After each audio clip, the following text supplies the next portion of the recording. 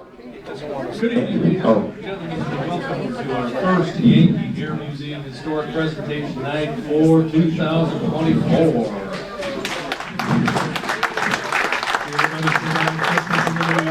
Hey, everybody still waking up breathing? That's always my goal. I'm Jeff Bush, your host for the evening. Yeah, they renewed my contract again, so I'm here. Before we get into the meat of the thing, I'm going to hand this over to Dave Steiner, who's got a little public service announcement.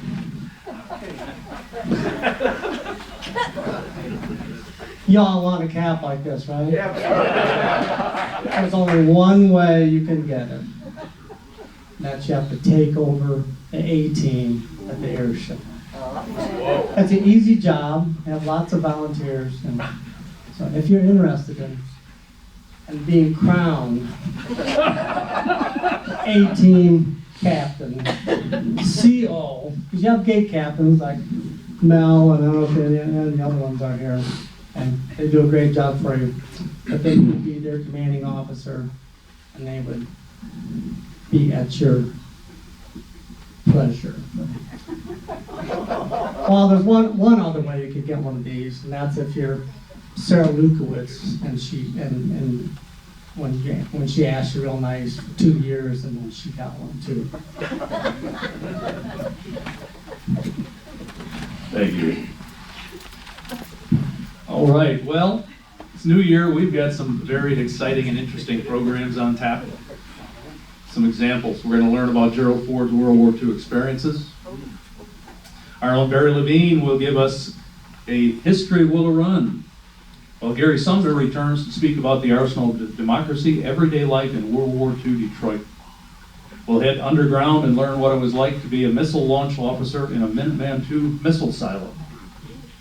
I'm personally excited for our July program, where Steve Snyder is going to join us and talk about his book, Shot Down, which is a story of his father's B-17, Susan Ruth, that was downed by the Germans on February 8, 1944, which incidentally will be 80 years ago tomorrow. And then, what is it, November, Randy? You're coming in and talking about Marine Division. The 1st Marine Division at the Chosin Reservoir. Yep, there you go. These are just some of the programs coming in 2024. As always, please check our website, www.yankeeairmuseum.org, and watch for updates and information on any newly listed upcoming events.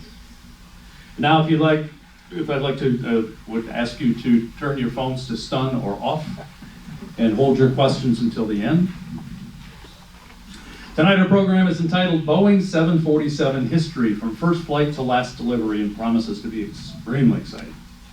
Our speaker flew for Coletta, about 75 years ago, something like that. Yeah. I'm getting old. I'm ready time to retire. I'm right ahead of you.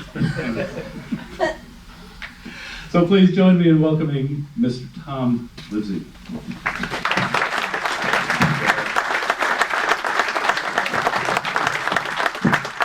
Well, thank you for all coming. Can you hear me okay in the back? Loud and clear. All right. Can you dim the light up there? We can't see the screen back here. I'll have to talk to the AV people about that. How's that sound? Now I can't see what I'm doing. Well, anyway, our illustrious 747, she turns 55 on Friday the 9th. Her first flight was February 9th, 1969. So I thought February was a good month to talk about the history of the 747. So without any more, I will begin. And we'll start with a little story that the head designer, Joe Sutter, the day of the first flight, he dropped his wife off at the end of the runway at Payne Field and told her, right at this point, the airplane's going to take off when he goes by him. Unfortunately, he had to run off and go do other things because he was involved with the program. And the aircraft went rolling down the runway, and it lifted off right in front where he said it would. And what began was over 50 years of an airplane that changed humanity and the world.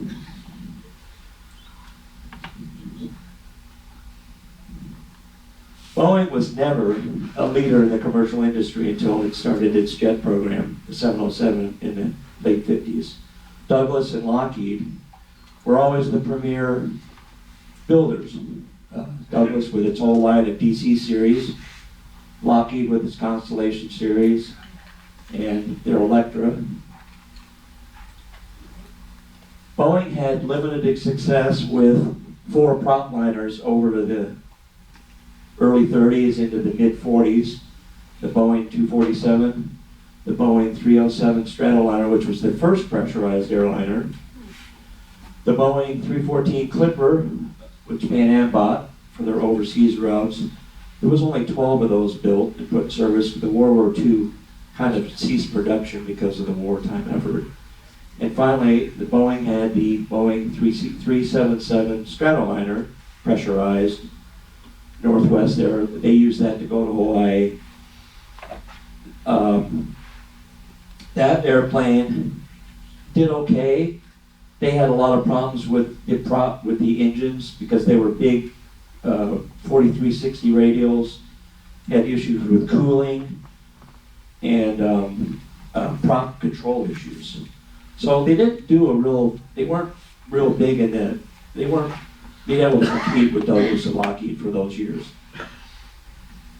But after World War II, with the advent of jet engines, Boeing designed 2 phenomenal, successful bomber airplanes. The B-47 Stratojet in 1947 and the B-52 Stratofortress in 1952. These 2 jets went a long way into the development of the first Boeing jetliner model, the 367-80, which is the prototype 707. Bill Allen, the CEO of Boeing, made a commitment in 1952 to take on Douglas and Lockheed with commercial transports with a $16 million capital expenditure to develop the airplane. The design used the 35-degree swept wing concept from those jet bombers. The Dash 80 was a proof of concept model and was never to be certified. It was launched in 1952. Boeing set in motion a design with engines on the wing. They felt it was safer to have engines break away from the wing than on the Comet and the Tupolev 104 with the engines mounted right along the fuselage. The airplane set the standard for jets of the future. The rollout was in 1954, in the first flight of July 15th, 1954. The next year, the famous test pilot, Tex Johnson, rolled the 707 during Seattle Seafair. Bill Allen was not amused and summoned him to his office on Monday morning and said, "What exactly were you doing?" He said, "I was selling airplanes, sir." That little stunt produced a flood of 707 orders. Juan Trippe, Pan Am's CEO, was a key driver behind the development of the 707. He ordered 20 707s in 1955. This is also the military designation, the 135. So he ordered 20 707, but he also ordered 25 DC-8s because he wasn't sure Boeing was going to pull through. The split order caught Boeing attention by surprise, but it made them work harder on the single aisle design of 6 abreast seating, which you see mostly today in Boeing products. The 727, 737, 707, it was 3 and 3. The 707 prototype first flew in December 1957, and Pan Am's first revenue 707 flight was October 26, 1958. Thus began the jetliner age. The 707 opened the floodgates for airline jet orders and passenger jet travel. Boeing won big with the 707 by providing a standard of safety and comfort. For example, just example of explosive jet travel growth. In 1958, Hawaii only had 172,000 visitors to the island. Compared to 1970, they had over 2 million. During the early 60s, the United States military was studying a design of a much larger transport than the current Lockheed C-141 Starlifter. They were looking for a capable aircraft that would carry military hardware that didn't currently fit in an aircraft. And they designated this the CX HLS, which stood for Heavy Logistics System. All three manufacturers designed and put together a prototype. Lockheed won the bid with the C-5 Galaxy. While Boeing didn't get the bid, it did learn some valuable insight into wide-body aircraft design and engine technology. Jet travel was booming in the 1960s, and the world's airlines just could not get enough jets to manage the demand. Again, Pan Am's trip was asking Boeing for a modern design that would carry 2.5 times the passenger load of a 707 and at a 30% less cost per seat. The 707 and DC-8s of that era carried about 140 people. Trip was looking at an airliner with a capacity of 350 passengers. This was a daunting task for Boeing, as it was already busy with the 707 model, the 727, the 737, and the Boeing SST 2707.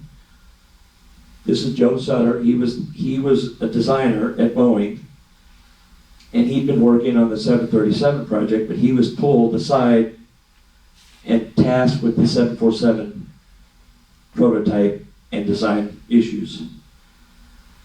The SST at the time was the premier project at a time when most resources were allocated to it. The initial plan by the marketing people suggested that the 747 was just a stopgap airplane, and that once the SST came into service, the 747 would just become a freighter. They thought maybe they might sell a couple of hundred airplanes at most. There was quite a number of different designs here.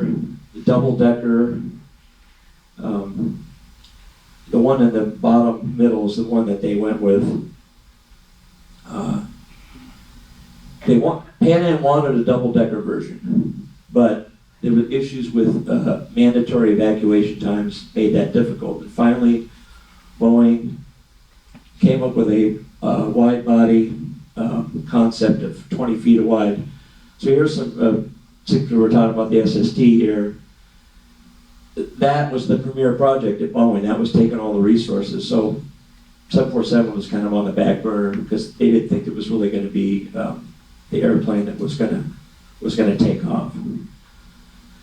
So this is one of the initial designs. This is kind of a double-decker version of the frame, but they did end up going with that. Boeing went to Pan Am and convinced them that they needed to do this 20-foot wide cabin, 2 aisles, and finally Pan Am said that would be a good design. Bill Allen and Juan Tripp sealed the deal with a handshake on an Alaskan fishing trip in late 1965, around that time period. And Tripp said, "If you build it, I'll buy it." And Allen responded, "If you buy it, I'll build it." So Pan Am placed an order for 25 747s in April of 1966 at $20 million each. And Boeing agreed to deliver the aircraft by the end of 1969. Unfortunately, this only gave Joe Sutter 3.5 years to design, build, roll out, and certify this airplane. He and his team of 4,500 personnel were dubbed the Incredibles. And Boeing also needed a place to build the wide body, as Renton was way too small. The building, so Everett Payne Field was the chosen site. As you can see, they're building the hangar here. Huge facility. The building would become the largest volume and size ever built. And the building schedule was so tight that the building wasn't even finished yet when they were doing the mock-up. The design of the Jumbo would be nothing like any jetliner produced to date. The 707 had a tremendous success and a good starting point for the 747. Safety and airworthiness were paramount. A primary Boeing philosophy was no single failure mode concept, meaning that no single system failure or single structural failure would cause catastrophic loss of the aircraft. Redundancy was taken to the highest level in the design of the 747. The aircraft would have 4 large, high-bypass ratio engines, 40,000 pounds thrust each. The airplane could safely land on just 2. 4 independent electrical generator systems. One could power one could power all if needed, meaning you could lose 3 generators. Airplane would still have enough power. 4 independent hydraulic systems. 1 powering all flight controls during an in-flight emergency. And I pulled up this diagram because I wanted you could see the different colors. But they built the airplane with the hydraulic systems powering almost every part of the flight controls independently. So like if the rudder basically was, there's two rudders, upper rudder, lower rudder. If you lost one of the hydraulic systems, the other hydraulic system could still power the system. And the same with the ailerons and the flaps. So you had redundancy. And that's the other thing with the flap system. It was normally hydraulic, but it had a backup electric system. The leading edge devices were pneumatic, but it had a backup electric system. The design also put the cockpit above the main deck. And Boeing's thought was this would allow for cargo loading of a future freighter version through the main deck by the front nose door. The upper deck was planned for crew rest or in-flight lounges. Later, many airlines put more seats in the upper deck for more revenue. Boeing selected the Pratt & Whitney JT9D engines to power the 747, and that engine wasn't even built yet. It was still in design phase, and so they went through about 90 engines, destroying engines, just trying to get it all right before Pratt & Whitney found the right thing. Boeing also had to subcontract to other aviation builders like Northrop, and they built special containers to move 747 parts from all over the country. That was just an example there of that. Here's the first airframe, prototype number 1 being built. And at that point, they were just simply overwhelmed by all the airliners being built at once, and the SST program. Sutter and his team worked long hours and mandatory overtime. It was common for everyone to work 10-hour days, 7 days per week. And it didn't help that the world economy faltered in the fall of 1967, and this deprived Boeing of much needed orders and revenue for the 747 and other jets in production. Typically, when airlines purchase a jetliner, they put down a small percentage of money, and then when they pick up the airplane, they pay the full balance. Well, if they weren't getting any orders, Boeing's not getting any revenue. And the 747 program alone was costing $5 million a day, and then compounded with the SST program was $500 million for that whole program, which $200 million was Boeing's money. Boeing had to approach banks for loans to gap the shortfalls. They were truly overextended financially, and everything was riding on all these programs. I mean, the company almost went broke doing this. Bill Allen later admitted that he had many sleepless nights trying to figure out how Boeing could come could overcome all of this. But finally, on September 30th, 1968, the first 747 was rolled out in front of thousands, and 26 airlines had placed an order for the new jet. And the first flight was planned for the 65th anniversary of the Wright brothers on December 17, 1968. But engine issues and some other technical issues caused it to be delayed until February 9th. And this is a picture here of the 26 different airline flight attendant uniforms. And each of the airline logos is on the side of the airplane. So those were the 26 were the initial customers. The first flight finally occurred February 9th, 1969, which will be 55 years on Friday. It was an hour and a half. It was cut short because there were some control issues. The pilots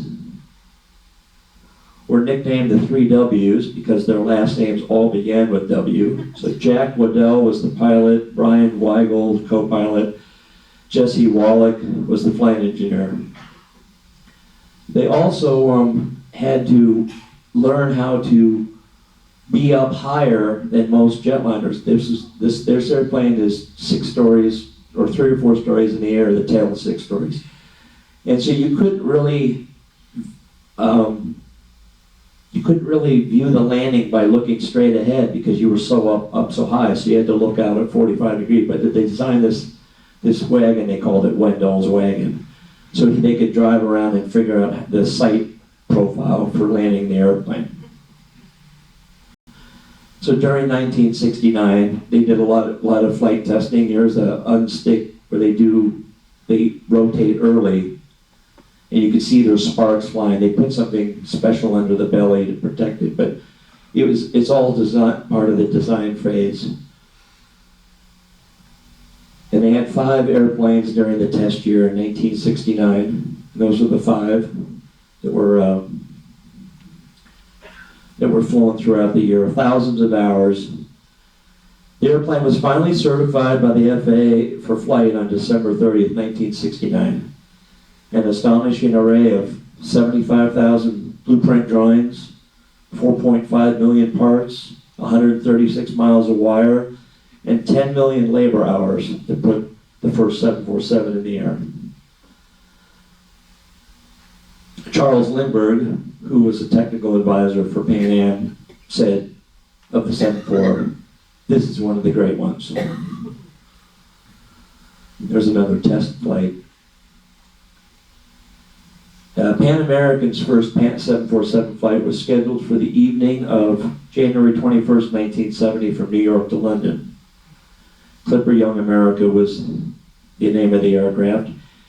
It pushed back from the gate, but it had some mechanical issues from engines over-temping, and they had to substitute another 747, and they had to rename Clipper Victor to Young America real quickly. It finally departed on the morning of January 22nd for London.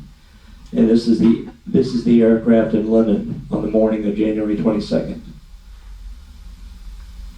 And there's the flight crew, pilots, flight attendants. Well, stewardess is them. We're talking. Yeah, I know. So the jumbo jet age had arrived. Many other airlines ordered and placed into service the 747 to compete with Pan Am. But more importantly, it became an aerial ambassador for each airline or country. Some airlines were extremely poor financially, but a 747 in their fleet was a prestige symbol. The 747 became the plane of choice for long-haul travel. Tripp's vision of bringing affordable travel to the average citizen was an enormous success. Bringing air travel to the masses shrank our world and allowed for greater humanity, human connection not ever deemed possible in prior generations.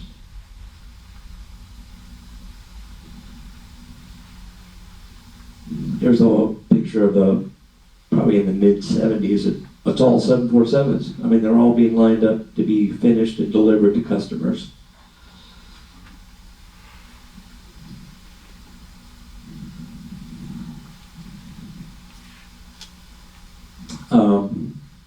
The other thing about the design was the upper deck. It allowed for future freighter version, which hadn't been done yet. But the airlines wanted more versatility with the airplane. So the 747-200B, which is, this is an example, KLM was the launch customer, was delivered in January of 1971. And it was a revised vision of the 747-100 with a higher takeoff gross weight and a range of 6,500 miles. And then the 747 freighter, pure freighter, didn't have any windows. That was delivered to Lufthansa in April of 1972. This allowed greater flexibility with goods being delivered throughout the world. And I could just say from growing up when I was younger that you wouldn't get certain fruits and vegetables in the wintertime. You know, today you get stuff year round because stuff is air freighted from all over the world. So it certainly opened up the dinner table for all of us. And there's another picture of the freighter showing the capacity, what it can all hold in the airplane, is an example. The other, another version added in the early 70s, 1973, was the 747 SR. It stood for short range, and Boeing took advantage of Airbus long before Airbus had Airbus, and they called it the Super Airbus because they changed the seating for the Japanese market. It would hold 525 people because the Japanese needed to move lots of people domestically, 1 hour flights between Tokyo and Osaka or Okinawa. So the SR was designed, it had less fuel tanks, but it had more high capacity for density for passengers, and they could move more. So All Nippon Airways and Japan Airlines both ordered the 747 SR. Those airlines actually came to Boeing and said, could you build an airplane that we could carry a lot more people because of their population density. Also in 1972, they started offering the airplane available with GE engines as well as the Pratt & Whitney engines. So this is an example of Thai Airways. That's with the CF6 General Electric engine. And then in 1975, Rolls-Royce finally got an airplane or an engine developed for the 747. So the 747 could be ordered with any engine that you chose that you felt you wanted, which was a first. No other airliner had ever had that capability. Then in 1975, the Boeing 747 SP was developed to provide ultra-long range on non-stop routes like New York to Tokyo. They only sold about 45 airplanes, but Pan Am had a dozen or so. Braniff had them, Iran Air had them because they used to fly Tehran to New York.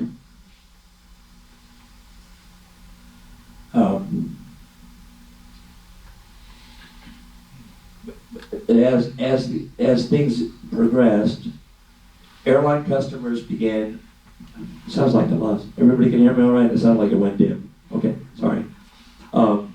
Customers, again, in the 1980s, wanted even a better 747 with range and advancement. And so what Boeing delivered to Northwest, they were the first customer, 1989, was a standard 747 fuselage, but it had new engines, new wings, new cockpit, and they had designed the cockpit after the 767, 75 series with the automated flight management system and the EFA system. And they actually were able to do away with about 300 less switches, and they could get it down to 2 pilots for for 8 hours or less of flying, and then they would have an augmented pilot for longer flights. So that saved a lot on crew expenses. The range of this airplane was 7,650 miles. And it became one of their best sellers for Boeing. They sold over 700 models of that version. There was also a freighter version, which is still is around a lot. You see a lot of those. Yet again, customers wanted more. So in 2005, when the Airbus A380 made its debut, Boeing began a brand new design with a longer fuselage, a new wing, and engines. The 747-8 freighter flew first in 2010.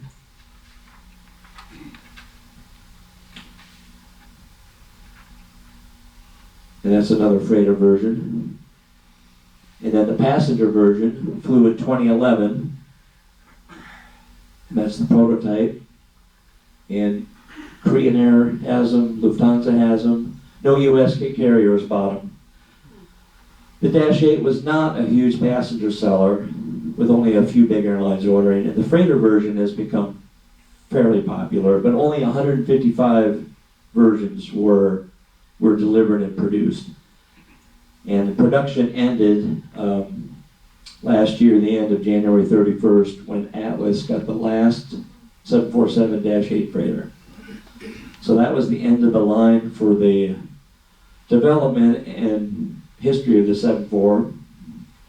So now I wanted to move on to Detroit and 747s back in the early 70s, with airlines adding that airplane to their fleet. Detroit became a popular 747 destination in the early 70s, well into the 90s and 2000s.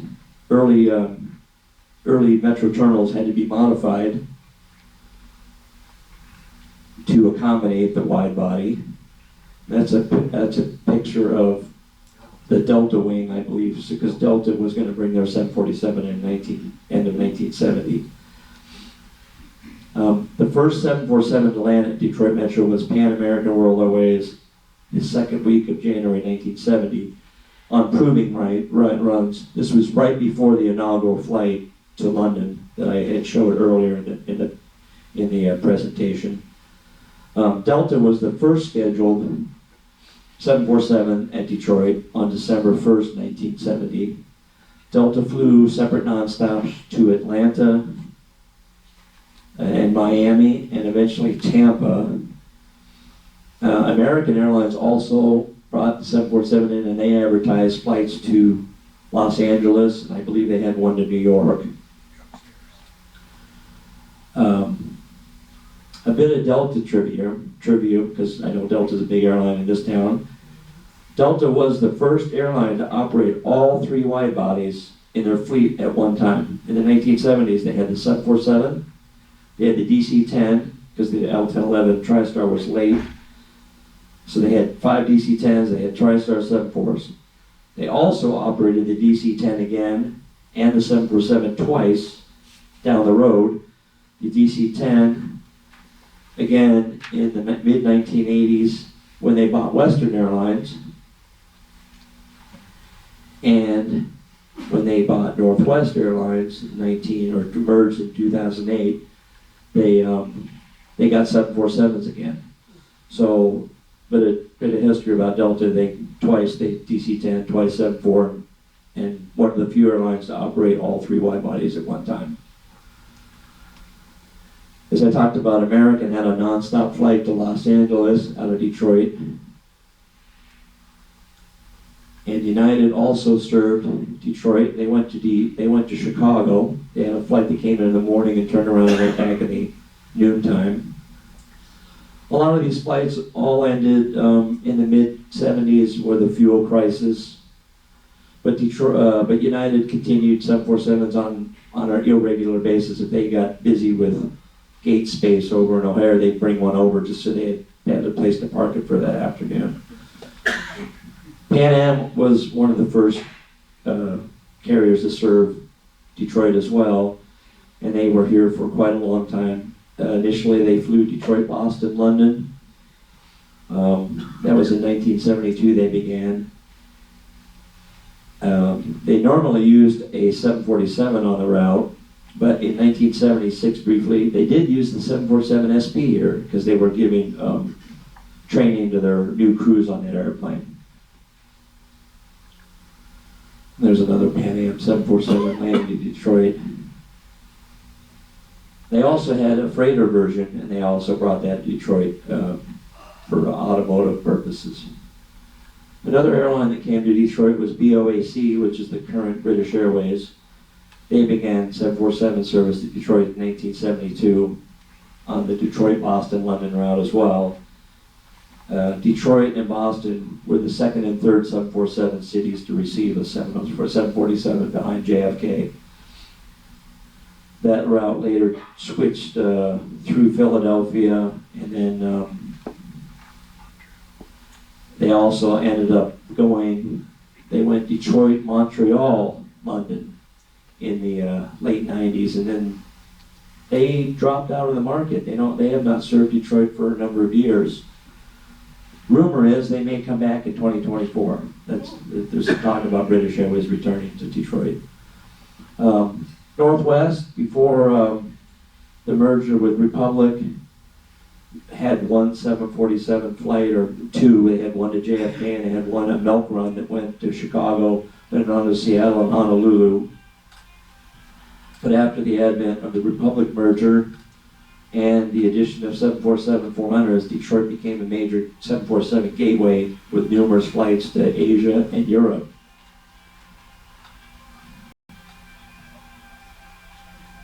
Sabina also served Detroit at one time, and they went Detroit, Montreal, Brussels in 1980.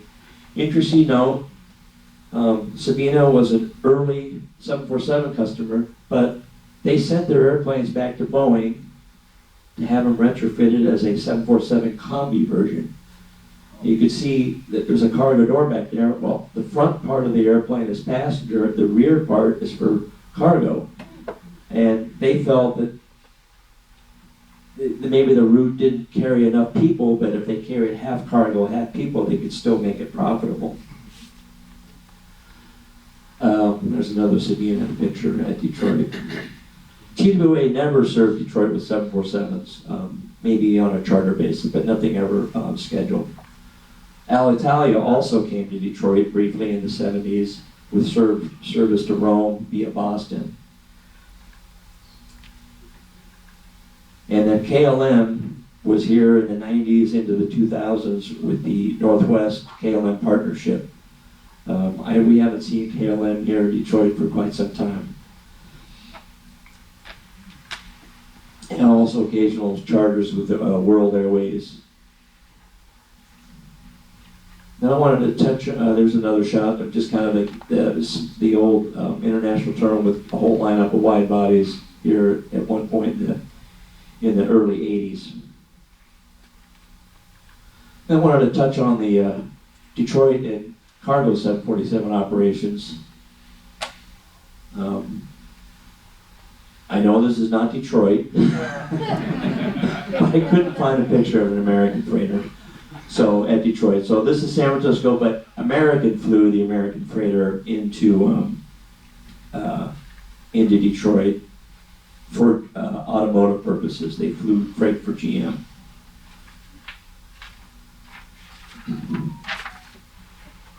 And then Alitalia was here in the 80s and 90s because they flew in the Cadillac Elante bodies to the Cadillac Poletown assembly plant. That must be somewhere in Detroit. I'm not familiar with that location. And then, of course, Connie Coletta here at Willow Run had a number of 747s they purchased in the early 1990s. And it was common for them to be used on automotive duty. Actually, I worked for them for 10 years, and I think I did a flight to Kansas City once, 747 full of automobile parts. So they did get around. Another partnership was with Ford and Freight Forward, or FX Coghlan, in the late 90s. Coletta had dedicated a 747, and they marketed the Pathfinders logistics scheme. We flew that airplane from Detroit to Birmingham, England, and then on to Luxembourg. The flight to England, we carried engine blocks for Jaguar when Ford owned them. And then the return flight was transmissions for the Ford Explorer. And I did that flight a lot. We were carrying a lot of stuff back and forth. There was quite a bit of logistics going on with Ford. And I came across this tidbit here. There was a plan by Ford to buy a 747 in the mid-80s to move a new production model, the Ford GN 134, or GN 34, I'm sorry. And there was actually a brochure put out with the plan. And it was pretty interesting reading through this. But this was the car that they wanted to ship.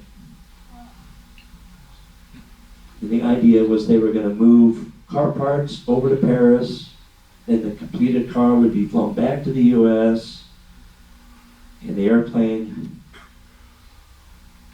looks like it would, they could fit 58 cars per 747. I don't know if they were planning more than one or two airplanes. They also would have the upper deck, would have passenger seats for business class so they could move executives and people. But unfortunately, I think they realized that the cost was too great and they scrapped the whole program. It never happened. But Boeing put together a proposal to them, and this was the upper deck. A couple mystery 747s over the years at Willow Run. One in particular I just came across, if anyone's been around a while, Universal Airlines was here in the late 60s through 72. And they were a big non-skid cargo operation at Detroit, Willow Run. Well, they placed an order for two 747s. And actually, I got that photo from Boeing recently. That is an actual flight. It's painted, but they never took delivery. They sold the airplane to World Air Canada. What I've read is that the CEO, Lamar Muse, got in an argument with his board of directors, and they couldn't agree on the acquisition of the airplanes. He got fired, and the 747s didn't get delivered. The other one was this Baltia Airlines that was at Willow Run for almost, 4 or 5 years, just kind of being out on the ramp. What I found out is the airplane initially was a Northwest airplane. It was sold to Kaleta Air in 2011 or 2010, and then Baltia owned it or bought it in 2011, and they had planned service from New York, JFK to St. Petersburg, Russia, and the airplane sat at Willow Run, like I said, for years. And it finally got broken up and is up at Oscoda. And finally, Air Force One does come in and occasionally. This was actually back in May of 1991 when President Bush Sr. spoke at University of Michigan commencement. So what began in the mid-1960s to design, build, and fly a brand new concept was nothing short of a miracle. Men with genius put in thousands of hours to find the right one. And this is Juan Tripp, Bill Allen, and Joe Sutter. They were true visionaries to see this to completion. The 747 was to be a stopgap airplane that would be overshadowed by the SST program. Nothing was further from the truth. The 747 was the dominant wide-body aircraft until 2005 when Airbus introduced the A380. It ran without competition for years. In all, 1,574 747s were built over 50 years. At its peak, at any one time, 350 747s were in the air carrying 150,000 passengers. She carried over 6 billion people, 60 billion miles. The world certainly appreciated what she did to make our world a smaller place. That is a Coletta ferry flight. I guess it will fly on 3 engines. Little postscript. I'll go back to this picture. I had the pleasure of meeting Joe Sutter in May of 2007 during a layover in Seattle. Back in the day when you could look up people's names in the phone book, I actually called him and left a message and said, Mr. Sutter, I just finished reading your book on the 747. Could I possibly meet you at your office and you could sign it for me? And I had left a message. He didn't. He called me back in my hotel and he said, well, what are you doing tomorrow? This was a Monday afternoon. I said, well, I have to fly on Tuesday. I got to go to Vancouver. Oh, he said, well, I was going to be in the office tomorrow. He says, what are you doing on Wednesday? I said, oh, I'm in Seattle all day, sir. And he goes, well, why don't you come over to Salty's restaurant in West Seattle? I'm having lunch with some guy at Airbus. I'll take you out to lunch. I'm just thinking, I'm a total stranger. This man just invited me to lunch. He was a true gentleman in every sense. Down to earth. He even called me a flatlander because I was from Michigan. That's what people in Washington State call people that don't live in the mountains. So, but he was a very gracious man. So he did a lot. He did a lot for Boeing, and so did these other 2 gentlemen.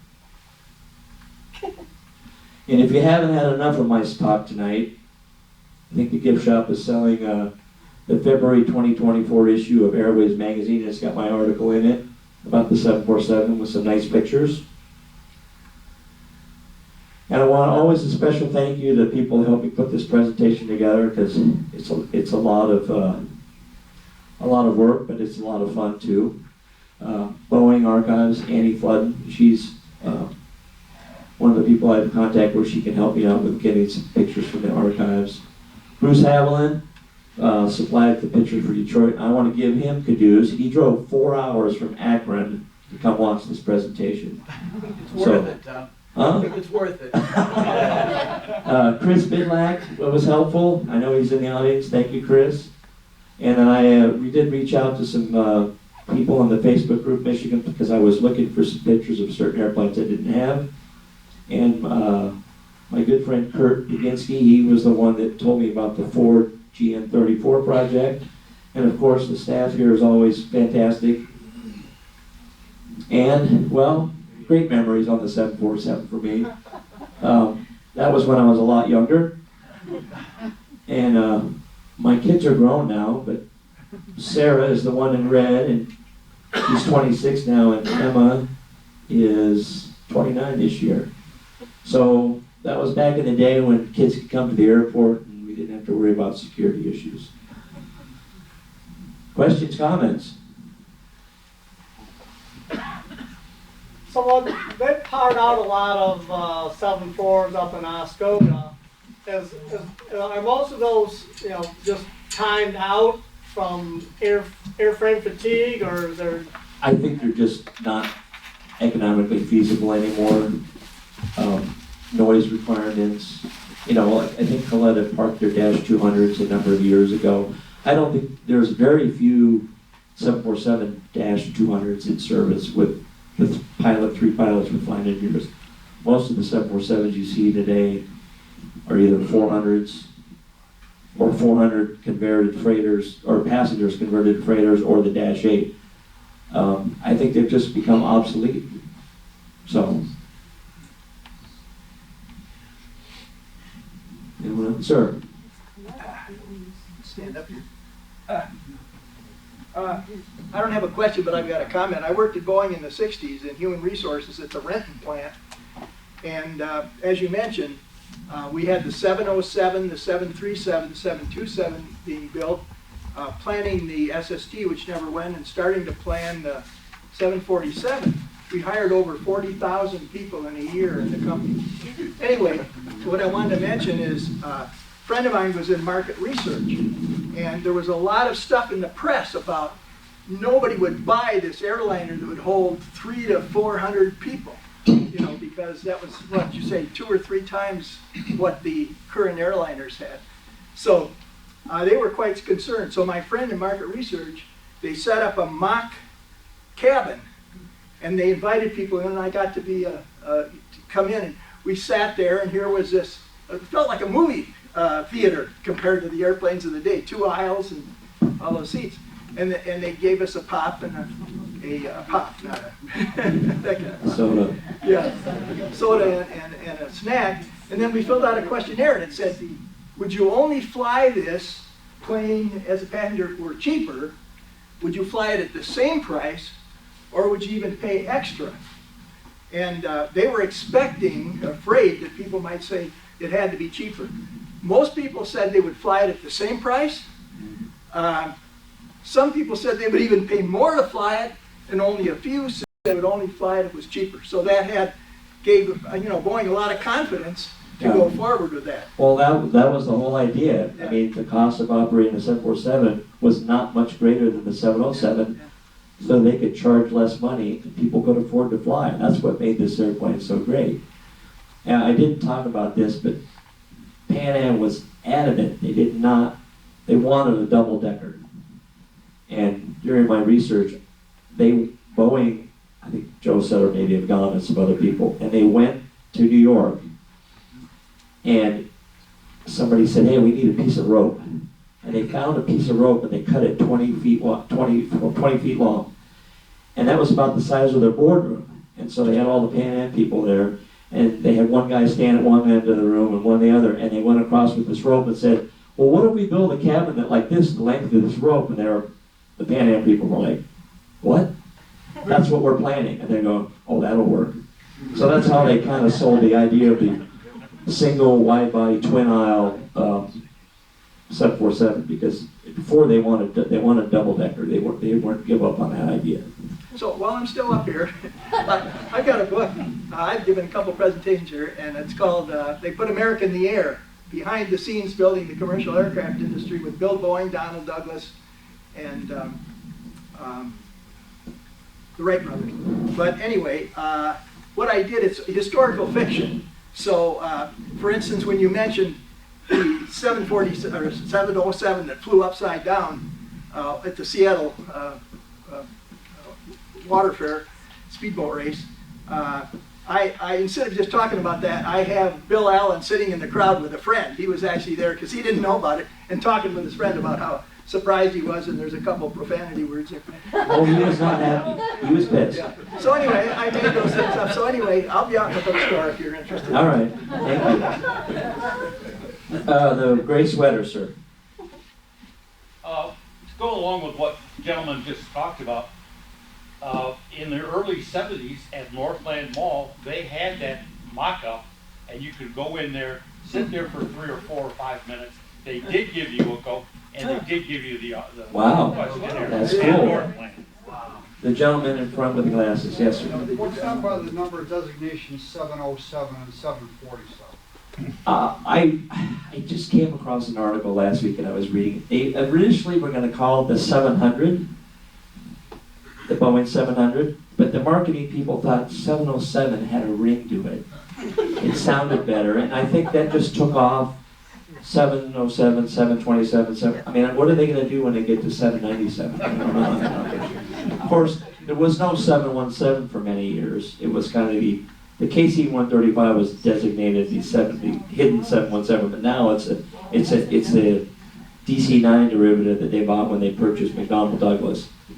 But I just read that, and they just said 707 sounded better, so they changed it from 700 to 707. Yes, sir. I was curious if you knew whether the military had gone after the Air Force One, or government had gone after the Air Force One and asked Boeing to do it, or did Boeing suggest the idea? How did that come about? Well, I believe that there was I'm not sure if this has changed or not. At one point, any military designation airplane had to be U.S. built. So I think the military was stuck with the only thing we can choose is Boeing. I don't know if they're allowed to have an Airbus airplane as Air Force One. I don't know. That might have changed. Bruce? I do know that the Air Force wanted 4 engines for safety. Well, And that's true. And the DC-10 was also in the running for it. There were pictures of that. Oh, that's possible, yeah, the KC-10 variation. Yes, sir. Yeah, I rode that 7.4 from Atlanta to Detroit a couple times. Delta? Yeah, and the turn times on it were just horrendous. Is that one of the reasons they stopped flying them on those short routes? I don't know. I just know economics played into it because Delta got rid of all their 747s. They had 5 in their fleet. Yeah. And they were all gone by the end of 1975. I mean, you board the airplane, it'd be an hour and 15 minutes before it moved. I don't know. I know they also flew at Atlanta to Los Angeles, but I think they moved it from Detroit to Tampa and Miami because of snowbirds or people wanting to go to warm weather destinations in the summertime, or the wintertime, excuse me. And I know that Eastern wasn't a 747 initial customer, but they leased 747s from Pan Am in the wintertime to use for their routes to Florida, and then Pan Am got them back in the summertime when people didn't want to go south. Randy, I worked in the bag room at Delta at that time. Yeah. And the structure wasn't big enough to handle all of that. And we would also, in Eastern, we leased a Pan Am airplane, so we would have back-to-back 747s. And there just wasn't room. And then the TriStar and the DC-10 were more, like Tom said, more economical to operate. That's when they went that route. Questions, comments? Yes, sir. Do you know what the status is of the new Air Force Ones? It's delayed. Okay. I don't know. I mean, I guess there's a, it's like they were not built brand new. They were airplanes that were delivered or going to be delivered to somebody else. To And Russia, they have to be retrofitted. Yeah. So I don't know where the process is in that. Okay. I mean, they're overdue. I mean, the one I showed tonight is a Boeing 747 200B model. That was George Bush Sr. in 1991. That was what, 30 years ago? That was 30 years ago. That airplane's been around a while. Yes, sir. Now, just a little fact, with Air Force One, it's not necessarily the plane itself. It's if it's carrying the president, it's designated Well, Air yes, Force yeah, One. that is Yeah. that is And then if true. it's the vice president, it's Air Force Two. When Nixon flew away once, it was just called Sam 001. They changed it in flight. Yeah. Yes. Anyone else? Back in the back there. Just a little footnote on that Ford car, the GM34. When Ford canceled that, they had an engine designed and being built by Yamaha for that, and so when they canceled that, they said, oh, what are we going to use that engine? And that's where the Taurus SHO model came. Oh. That high performance V6. So I guess they must have committed to the engine, so they needed to do something with it. So, yeah. Well, the Taurus show was a darn good car. Powerful engine. I think they had to downgrade that engine, I believe, with the show. They did. Yeah. Sir, in the back. You mentioned one point that these planes were about $20 million a copy. That was in 1966, yes. When an airline retires that aircraft, is it all recycled? What happens to the plane? Well, a lot of parts can be reused, and they do strip them down. I mean, some things can be reused, but a lot of things probably cannot. I don't know how common parts off a 747 they can be used in other Boeing products. I'm not really sure about that, but a lot of them have met their fate by getting all chopped up with backhoes and out in the desert. I mean, if you ever Google any pictures about Mojave or Victorville, there's hundreds of 747s and wide bodies airplanes that are just sitting in the desert, just in storage. Dave. We flew the C-47 up to Oscoda one time, got a tour of the facility up there where they part out for Toyota parts out 747. There are a whole bunch of JAL, relics sitting out there. But they could, there was a thing in the back of the airplane the guy explained is called a pressure dome. It's like, it's a size of a, it's like it looks like a dome, and it's the size of the fuselage, you know. And the Kalita was only one of a couple places in the world that had the certification to take those out of one plane and put it in another plane. So if you had a 74 that had a cracked pressure dome in it, they could, you know, replace that with one that they had taken out of a parted out airplane. That dome was responsible for one fatal accident on 747 back in the mid-'80s, early 80s, Japan Airlines. They had that pressure bulkhead was not fixed correctly, and it blew out during the flight, and it blew the tail, most of the tail off. They flew for an hour or so, and it eventually crashed, and everybody, I think one person survived, but over 500 people got killed. It's horrible accident. For the most part, the 747 had a relatively safe record. I mean, there's a couple notable. The Tenerife accident, 70 where two airplanes collided because of miscommunication of ATC, but for the most part, it's a pretty safe airplane. Question? Oh, way in the back there. One application of the 747 was the aircraft capable of carrying a space shuttle. Edwards Air Force Base carrying space shuttle. It did, I believe. Or maybe it did a fuel stop. Especially Couple. I think it was two fuel stops. I'm sorry, sir. I didn't really hear your question. Oh, it was comment. Okay, sorry. And that was a company called Evergreen Aviation. That's, if you've ever heard of the museum out there in McMinnville, Oregon, that's the parent company. Evergreen Aviation. They have aviation operators all around the world, and they contracted NASA to haul the shuttle. That was their 747.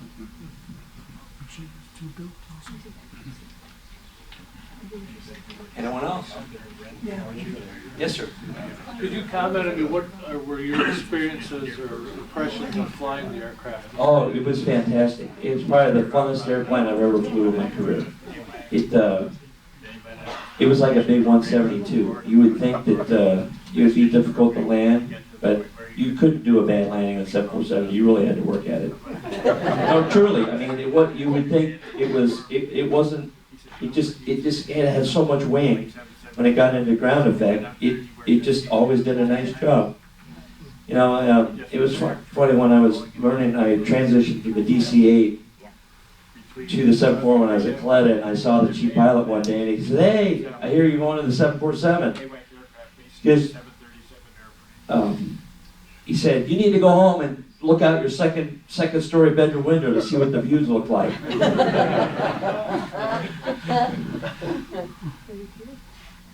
Yes, Randy. Now, I heard from 7-4 pilots that you use the radar altimeter to set your pitch attitude for a touchdown. Is that? You know, it's been a while since I don't recall. You did flare off the radar altimeter. Yes, when you heard 100, 50, 40, 30, you pitched up about 2 degrees and slowly closed the thrust levers. Yes, you did use the radar altimeter for your flare. Did it have auto land? We did. I don't think ours were certified for auto land, but airlines did have them certified for auto land. It was one of the first airplanes that could do Cat 3 0-0 visibility landings. Dave? Just to follow up on that, I crashed the Kalita 747 simulator at JFK and Ecuador and Hong Kong, I think. Not to make you feel bad, Dave, I crashed it too. You can do that at least once. Yeah, I could always get the glide slope just right, but I could It was never the get flaring the flare, part, right? The flare part. Well, you know why the 747 has a hump, right? So it's made for the captain's wallet. That was an old joke. Because at most airlines, you had to be the most senior guy to fly the 747 because it was all bid by seniority. You know, you junior guys didn't fly the 747. It was where you were at the tail end of your career, and you were up at the top there. So, yes, sir. How many 747s were built? Did you say? 1,574. way over the number that Boeing thought. They thought they were going to sell a couple hundred airplanes, and it was going to be like, the SST is going to come into play. These airplanes, we'll just make them freighters. I mean, that's really, truly what they thought. They had no idea what was going to happen. Because the SST, as you know, the government said no, noise and cost, and they just said, no, that project's done. And so the 747 was it. It just, by default. So. I flew into Heathrow, years ago, and I mean, every single gate had a 747 in it. Well, like I said, one of the statistics I found, at one point, maybe in the mid-'80s, I don't know what time frame, 350 747s were in the air at any one time in the moment, and carrying, 300 people on every flight. So that's a lot of people. I saw way back there. You didn't talk a lot about the second story. I'd love to know more about what that looked like. Is it like an hotel motel? Yeah, the second. Oh, well, sorry, initially it was a piano bar and a bar and all that, but then the airlines got smart and thought, well, we could put seats up there and we could charge people first class or business class. So now, yeah, the upper deck is now reserved for, the high-end travelers that want to go all over the place. Initially, I guess with the freighter, like I worked at UPS, we had 747. We use the upper deck to carry extra crews to deadhead people. That's what most of the freight companies do. It's just another place to put passengers. I mean, Boeing even stretched the upper deck of the Dash 200 series in the late 80s. KLM ordered, they had their 200 stretched to the 300 series, which was a bigger upper deck. It was the same airplane, but it carried more people. I got bumped up to first class on a BA flight one time to London. It was really nice and quiet up there. And I was on a... No piano? No, all those went away in the 70s when the gas crunch hit. I did fly on a Japan Airlines 747 once in seat 1A or 1B, and it was right at the front, and you could actually, the way the nose was curved, you could actually kind of look out the window and you could see forward a bit. It was kind of cool. Yes, sir. I do recall one time taking a flight that I looked out as we were taking off, and there was a 747 with, at the time I was thinking I was losing my mind, 3 engines on a wing, and I'm curious. Oh, yeah. okay, so what you saw was, and I did not show a picture of that, the airplane was designed to carry a 5th engine if it needed to be moved somewhere to fix a stranded airplane. And they would mount it right under the wing root inside the number 2 engine, because it was 1, 2, 3, 4. So it was, yeah, and it was a attachment in a case, and it could fly that way. That's how they could move it. So that was called the 5th engine. So that was a design of all of the 747s? It wasn't like the few? No, all the 747s could do a 5th engine pod. Cool. Yes. And would that engine be operational? No, it would just be either free windmilling, or it was just free spinning until it was just a way of moving the airplane. Got it. And I'm sure there was performance charts. What is it for the 5th engine? There's probably a penalty for fuel burn because it's added drag or something like that. The airplane flew all day long on 3 inches just fine. Yes, sir. Well, one thing, I don't know if this is common knowledge or not, but the impact of the 707, I read the Pan Am book, is the reliability of the airplane outstripped the piston airplanes by such distance. And the 70 could do 2 trips in the same time that a Connie or a DC-7 could do 1 trip. And if people paid extra money to ride on this airplane, they'd made money 4 times the rate of the piston airplanes, and it was just an absolute financial windstorm for Pan Am. Oh, the 707 was phenomenal in changing the market of jet travel in the 1960s. The problem was, and that's why Pan Am was pushing Boeing 1 trip, is the demand outstripped, there was just not big enough airplanes. That's why he went back to him and said, you need to build an airplane that will carry 350 people. you got to figure out how to do this.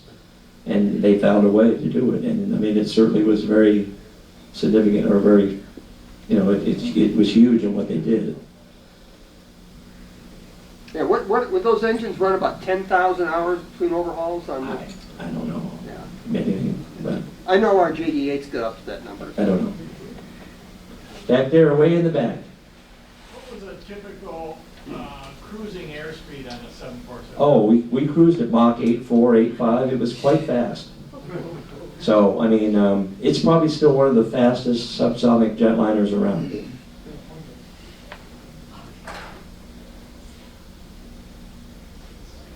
Anyone else? Did you ever have to try and get it in and out of St. Martin? No, I've never been to St. Martin. Been to Willow Run, that's a short runway. Oh, I do have claim to fame to this, and I don't have it, it's not official. But when I was doing the Pathfinder's flights for Ford, we had to fly an airplane from Willow Run to Detroit because the runway here wasn't long enough. We were picking up all the car parts there. 6 minutes between Willow Run and Detroit. I'm pretty sure I have probably the shortest 747 flight on record.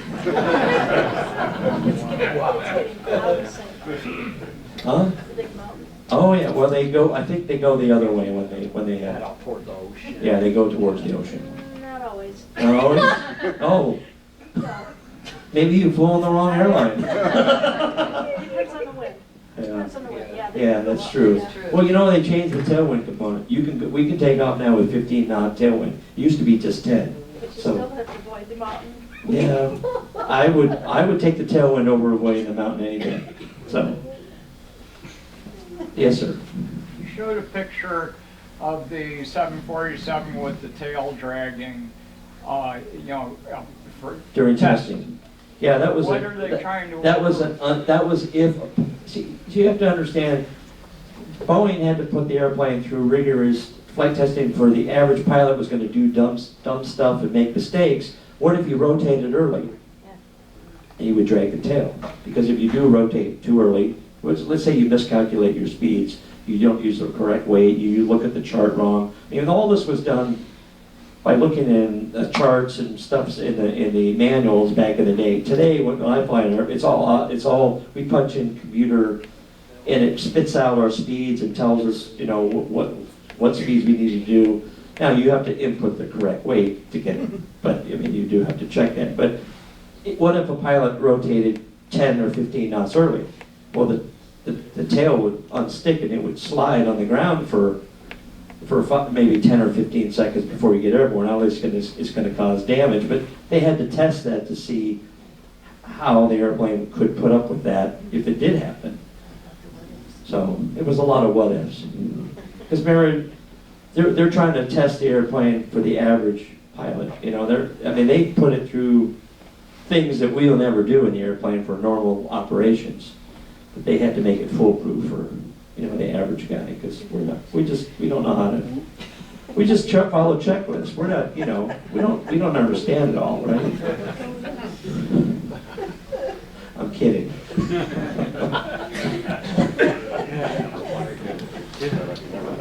Well, thank you all for coming.